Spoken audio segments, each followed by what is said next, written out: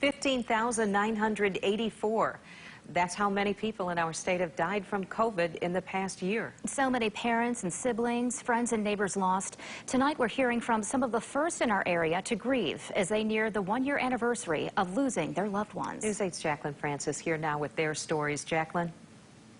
1 year ago, there was so much we didn't know. There was chaos and confusion in hospitals and heartbroken families stuck at home as their loved ones became some of the first people to die of COVID-19. Well, Dad, we just all want to let you know that we love you and we're praying for you. From final goodbyes on FaceTime to grieving 6 feet apart in a driveway instead of having a funeral. Just as the pandemic has become the new normal, so has the pain. These West Michigan families were among the first to endure it. You felt very, very lonely during that time because you didn't really know, hey, what do we do? Because no one knew. No one knew what was the right thing to do. At 61 years old, Henry Janak from Cascade Township was one of the youngest people in Kent County to die from the virus during the early days of the pandemic. His death came as a shock at a time when there were so many unknowns. The hardest part is not really having any answers. With time came answers and a bit of comfort. You know, as the year went on and as we are now, we're realizing that we're not alone. We may be first, but we're not alone.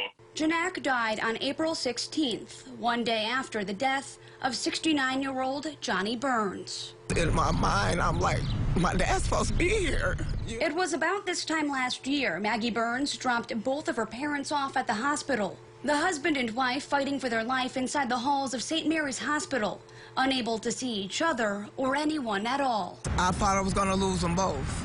We were all dealing with something as a country that no one knew anything about. At the time, hospitals were struggling with ventilator shortages. Maggie's mom made it off the ventilator, but her dad never did. Burns died at the hospital just a matter of days after his wife, Virginia, was released. That was my first love.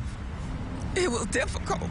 As both families near the 1 year mark, they plan to celebrate the lives of their loved ones lost, holding on to hope that this will soon be over. I'm going to be sad, but they're going to be tears of joy because I know that he's in a better place. Good things are happening, so there is light at the end of the tunnel.